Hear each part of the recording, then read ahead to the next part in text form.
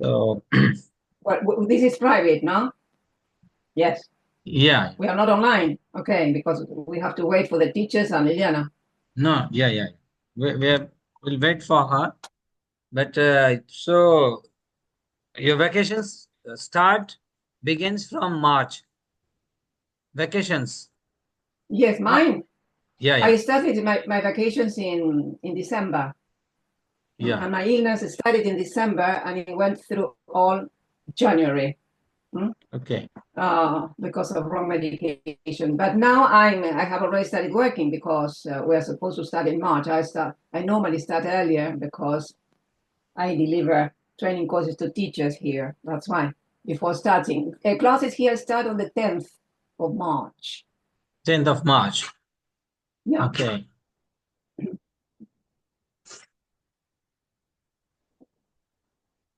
So is there any teacher training also No, because after March? I didn't to join us. No, because the teacher from Mexico never replied to my message. And Adriano Zanetti, really, I'm really disappointed with him because he never sent the information.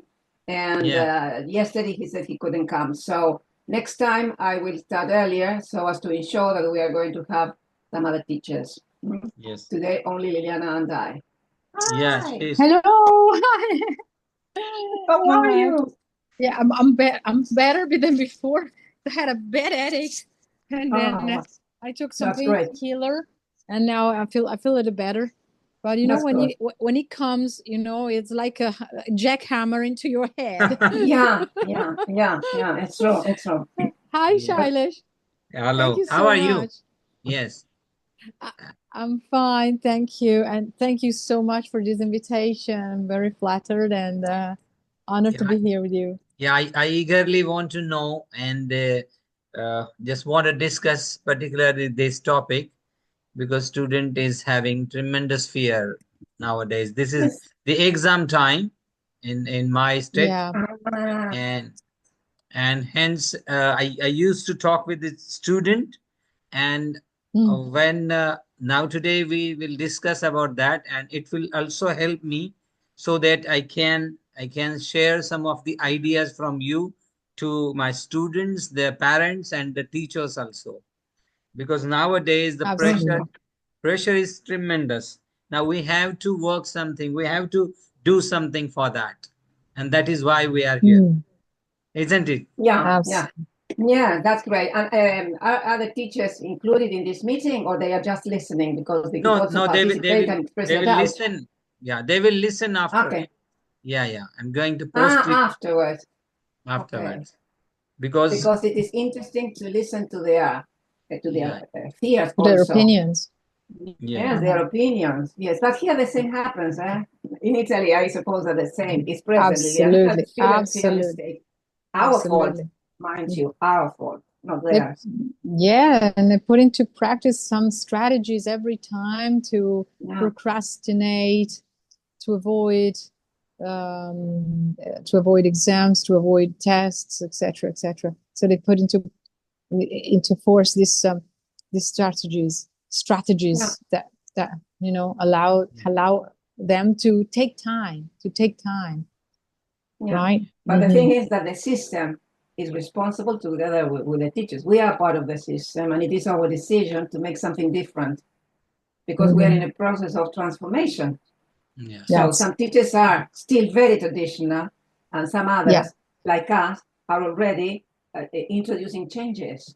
But we are a Absolutely. minority, and what Yeah. we're trying to do today is Yeah. uh, to convince other teachers to differently. Sorry for the interruption, Liliana. No, it's okay. Yeah, I totally agree. I mean, we should actually given a chance to feel more confident and just let them understand that the test is just sort of assessment, a small assessment, like to say, are we on the same page? Yes.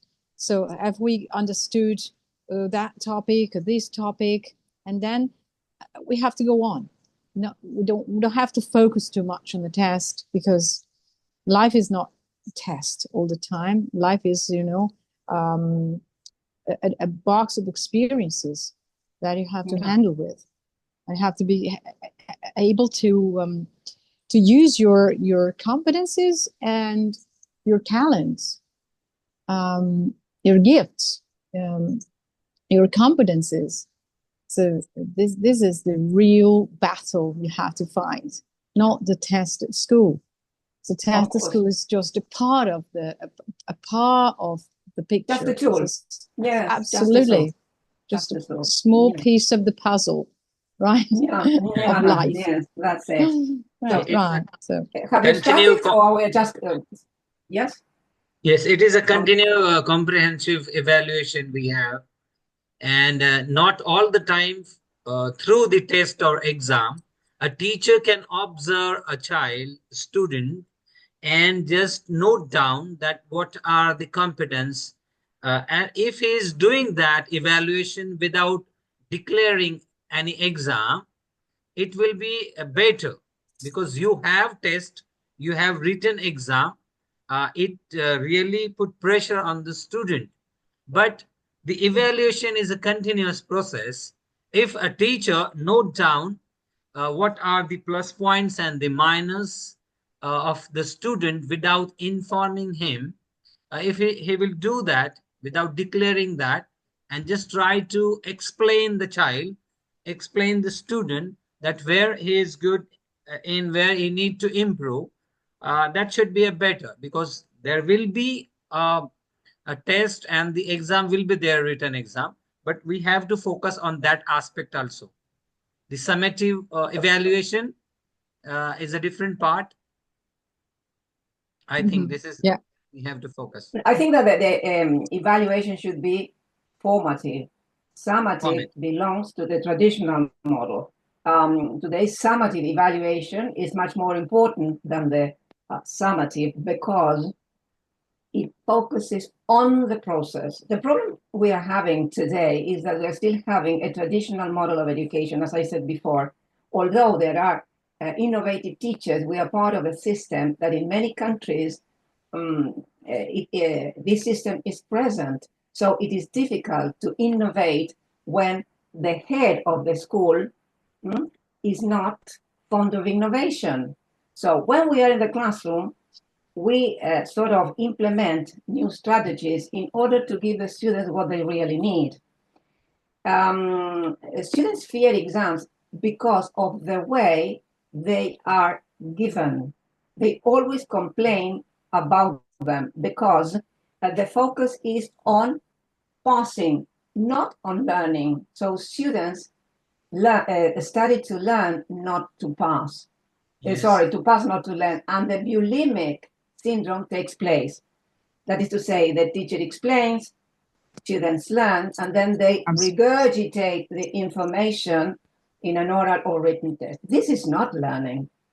That's why students fear mistakes, because we are not planning tests correctly, because they follow a traditional pattern.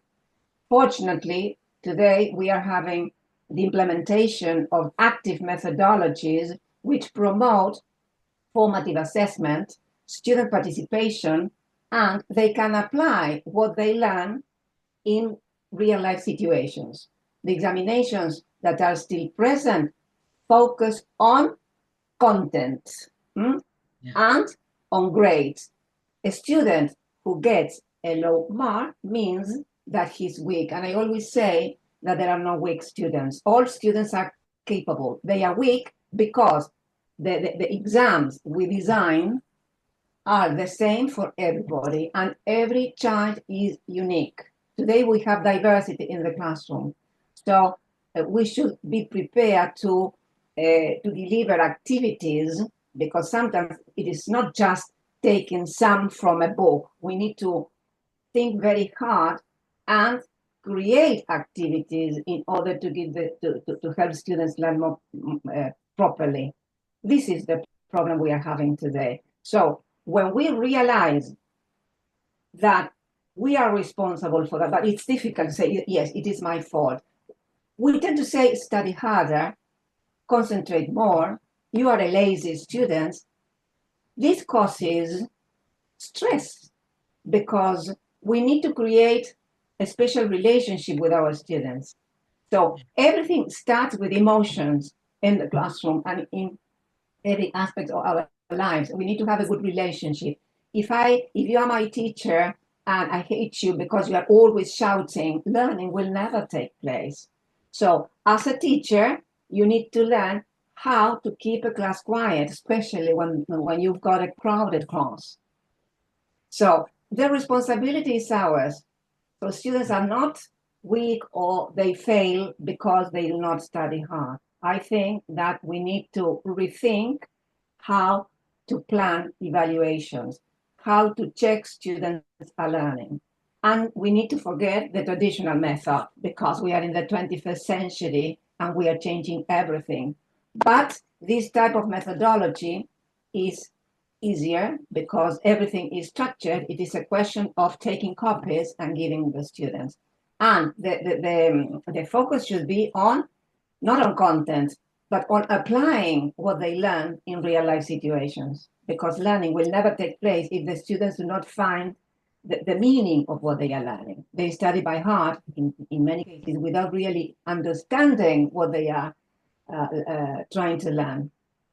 So what's the use of this type of examinations? So fear disappears when we change. Yeah, exactly. Yes. You rightly mentioned because every child is a different. So how can we apply the same kind of evaluation pattern for all the students? I mean, and whenever a student fail, it is not just a failure of student, it is a failure of system. It means he is not able to learn something, or we have to change the evaluation pattern according to his competency. It should be like that. You rightly mentioned, Patricia. What do you think about that, Linnea? Yeah. I totally agree with that because have follow innovation school have to be backed by visionary principal or chair, or the chair of the school should be aware of this, and sometimes they should back teachers and promote these new methods with teachers.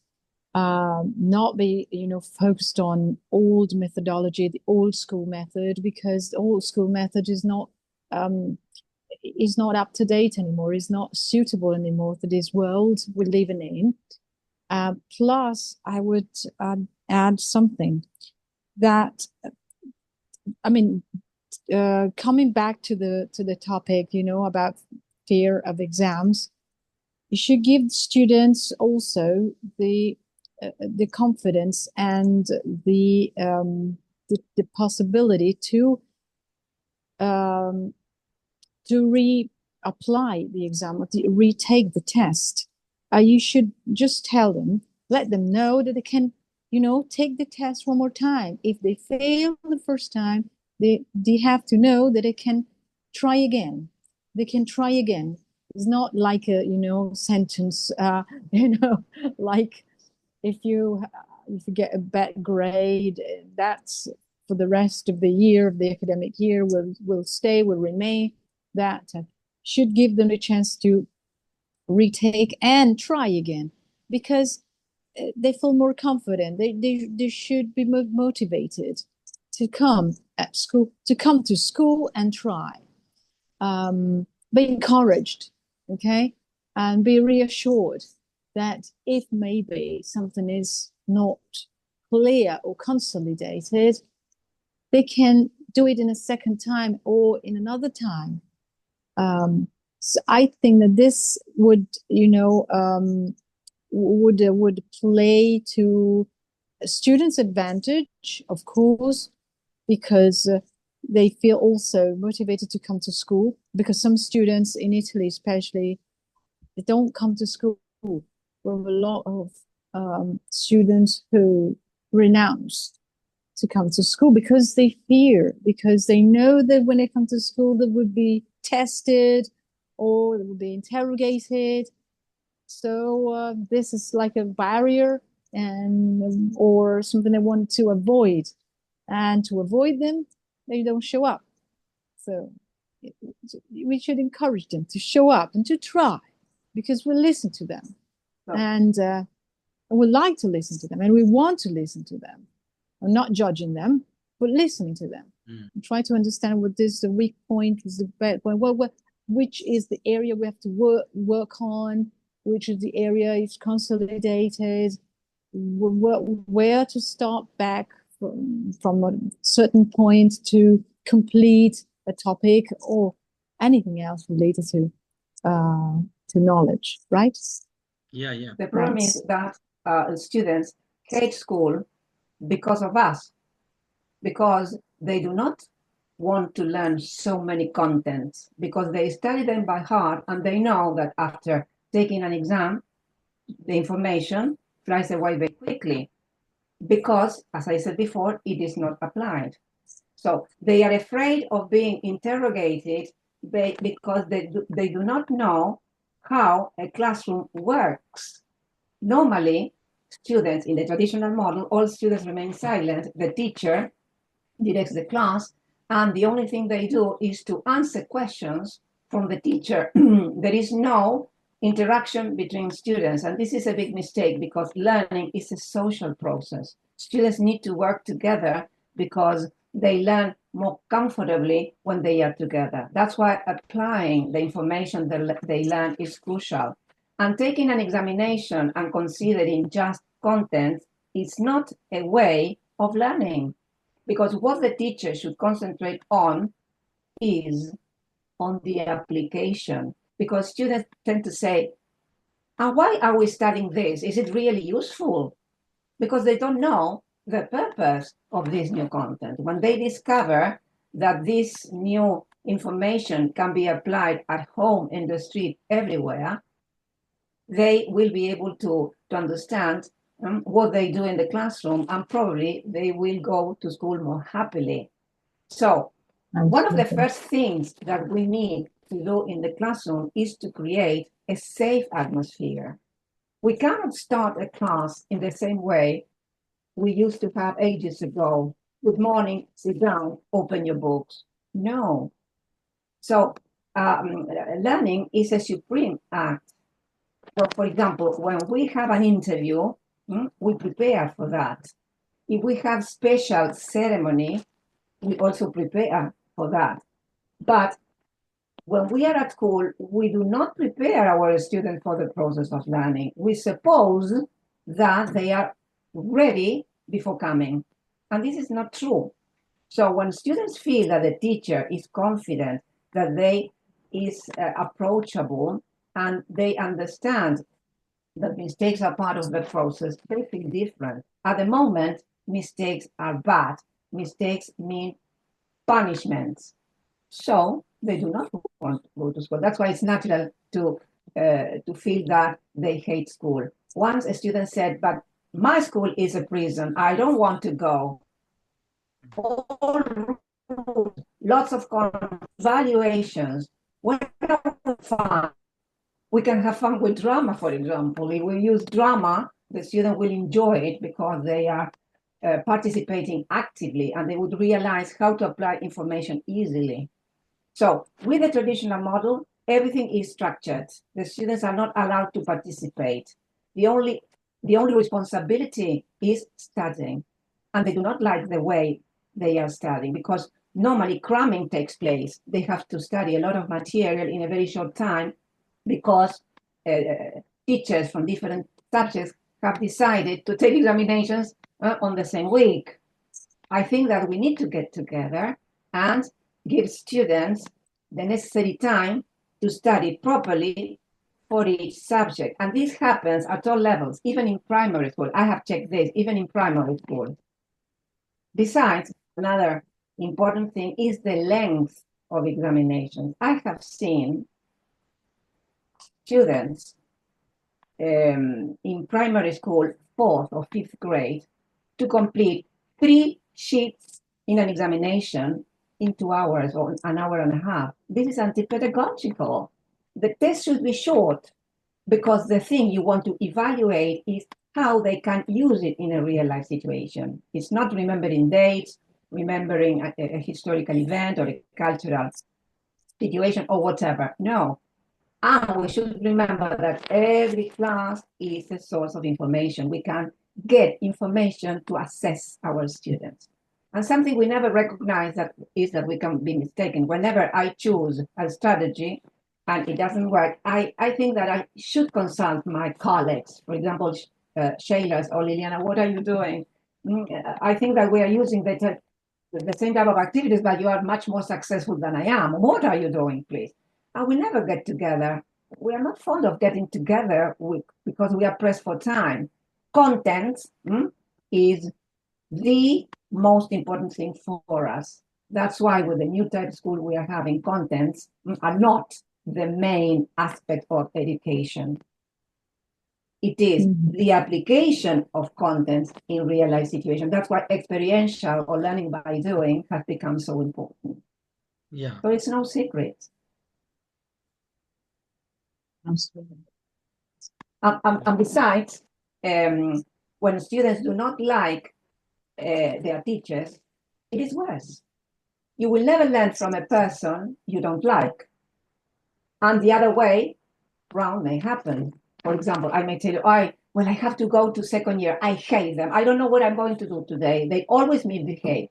Have you ever asked why they are misbehaving? Probably it is your fault because the type of activities you are giving are not the right ones. That's why it's so important to work together with our colleagues. We need to consult them permanently. Absolutely. We need to have frequent meetings to see what is going on in their classes so as to learn together. But we are always pressed for time. And yes, Pat, you're right. We should interact among teachers. We should confront and try to exchange ideas. Yes. Plus, when we prepare an activity for the class, for the classroom, and you have to monitor. You apply this lesson. You have to monitor and see if this lesson works, if this exercise works. And if it doesn't work, no matter how much time you had to prepare this activity or whatever, or a test or whatever, you have to be able to change. You have to accept that maybe it doesn't work, even if it bothers you, or maybe say you don't have to blame the students, because sometimes maybe it's bad assembled, or something that is wrong, or maybe contains something that you hadn't explained before, or maybe they hadn't understood. So you have to be able to reset and rearrange your material. It requires a lot of commitment, yes, but that's what we're here for. Of course. Another important problem is that when students have tests, mistakes are not treated. This is another big mistake. If necessary, we should devote a whole class to analyzing mistakes. Because Absolutely. through analyzing them, the students discover their weaknesses and they learn without checking. For example, I cross out the wrong answer and I provide the right version. No, you can underline it and work with your student or ask him, what do you think is happening here? Why the answer is wrong? What did we say in class? Give So reason. he may say, sorry, I didn't quite understand what you said. And I read it in the notes you gave us, but it was not, okay, don't worry.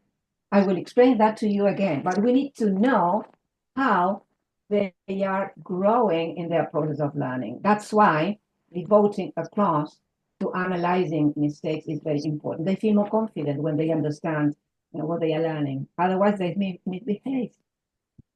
Absolutely. Behaving is also the result of not understanding what the teacher is explaining.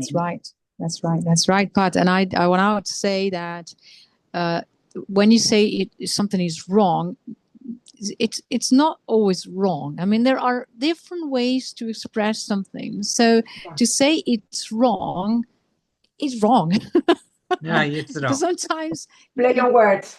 Yeah, Great. you should change the. I mean, when you talk to students, you should maybe have a sort of approach of acceptance and interaction. Like, listen, that's maybe I'm not sure you can say it like that. But there may be something more effective to express something. So we might better use this version other than this version, but it's not totally wrong. But just give them, the idea that their attempt, their strength, their effort is valid, is valid, no matter what. Of course. Even if it's And we have to wrong, highlight their effort. that's an effort they made. So Yeah. Is there any pressure? um, Is there any pressure from the institute or from the system for the teachers that they have to bring the best quality, as well as they have to get the better result in exam? If the teacher is having that much of pressure from their authorities, from their institute, from their system, that your student should perform well in the exam, and it is not just the evaluation of student, it is the evaluation of the teachers. On that basis, how many student is having how many marks and grade and all these things. if if that is there, that pressure is not only on the student, but also their students performance pressure is also on the teacher. It is also very dangerous. And what why the child is learning into the school or the college to grab the job. We are most of the time what parents is thinking, that if he or she complete her education, she will have the opportunity to get a better job in the future. In most of the countries, it is learning is not that kind of process. The globally thinking that learning is for learning for to enjoy learning, and getting exams is for a better result so that you can have a good job. After all, it is one of the source for your bread and butter. when you start, Pat. Yeah, the problem is that metacognition is not present either. And I think that it's essential to use reflection on our teaching and our students' learning. Students will never become agents of their own learning because they study mechanically.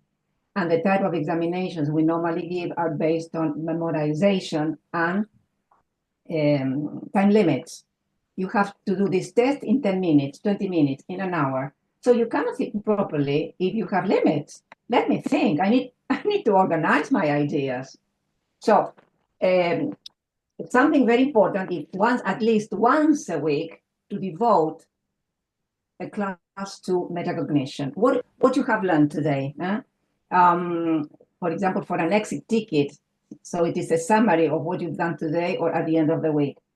So reflect on your teaching. What are your weaknesses and strengths? What have you learned? Did you understand the new topic, the new content? Where would you apply it? And then we should encourage our students to speak about their own learning. How do you feel you are going? Do you think you are successful? Do you think that you are a good student? Because students are classified for them into good and bad. For me, as I said before, all students are smart. They have different ways of learning. This is true. Mine may be slower, more slowly than yours. But I will be learned in the end. So we shouldn't hurry our students. Well, you have an hour to finish this. Well, probably an hour is not enough for me because I don't learn very quickly. I need time to reason. That's why teachers need to know about multiple intelligences. They need to discover the type of potential students bring to class, because in this way it will be easier for them to organize or to think of activities for them. For example, in a drama activities, I will select students according to their multiple intelligences. I know how to dance. I need how to sing. I would like to write the script.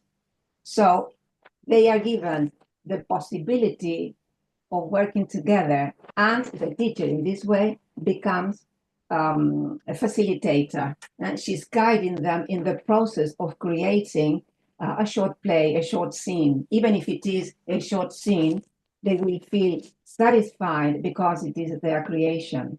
We do not give the students the opportunity to be free in the classroom. Everything is regulated. Everything is related to rules. So they cannot show their potential in this way. So again, we go back to the traditional model. The students pay attention and the teacher teaches, and that's it. Well, so what we need to do today in order to encourage the students not to fear exams is to change the atmosphere of the classroom. The atmosphere, the environment should be unthreatening. If I'm not always shouting because they misbehave, if I give them a test because they are misbehaving, they will never go, will want to go to school, because it is not a pleasant place for them to learn. And students go to school to learn, not to be shouted or not to memorize information. That's why they get bored. And something very important is that today, when many schools follow this traditional model, classes are predictable. So the students get bored easily and they know what will happen in the next period. So they lose interest, they start misbehaving, the teacher starts shouting, and the teacher cannot teach and the students cannot learn. So the equation is simple. So I think that we need to reorganize our way of teaching and encourage our students to learn differently. In this way, fear disappears, stress disappears, because I'm supportive. The students know that I'm guiding them in their process of learning. That's why emotions are very important. I am responsible for creating positive emotions in the classroom. Not such a, what you don't understand. I have explained this 3 times. Come on. No. Patience. I know that sometimes patience flies away, but poor child, if he cannot, he's telling the truth. I don't understand. Okay, let's try again. So instead of explaining that again, the teacher may say, okay, why don't you tell your peer to explain that to you? What type of question would you ask? So you become an observer and you are testing if that peer you have selected is able to explain that correctly. Probably it may have an easier way of explaining because they are at the same level, they are peers. Probably I have used a difficult terminology, they cannot remember, and students who are fond of getting more information are able to explain that more easily. So that's why we need to be resourceful and find a solution to every problem that may arise in the classroom. So fear will disappear easily because I'm not fond of fear either. What I need to be is to be confident and sure of what I'm doing in the classroom. That's it. That's it. If a child can't learn the way we teach, we should teach them the way they learn. That's it. Very good. Right. Yeah, as simple as that. Yeah. Yeah. And if I may add something to what you said, Pat, it's, you find out that the schoolboy or the schoolgirl have a problem with some, content or something because they say, I didn't understand. They say that. They tell the truth, right? As you said. But sometimes kids do not talk, do not speak. Maybe if they don't understand, they don't dare to say, I don't know, I didn't understand. They don't dare. So you have to find out in another way. And to find out, you have to monitor, first of all, stand up from that tribune and come over among the students and watch them closely. Walk around and see what they do. If they're on page, if they're on task. and plus sometimes during the exam, during the test. That's a good, moment. That's a crucial moment. You understand if the students have understood the requirements or the questions, the test. If you walk around desks, if you walk around students and you see that some of them have written nothing on the paper, so you realize that there's something wrong there, right? Some students do not get well, and they don't dare, is afraid of that. So it's very,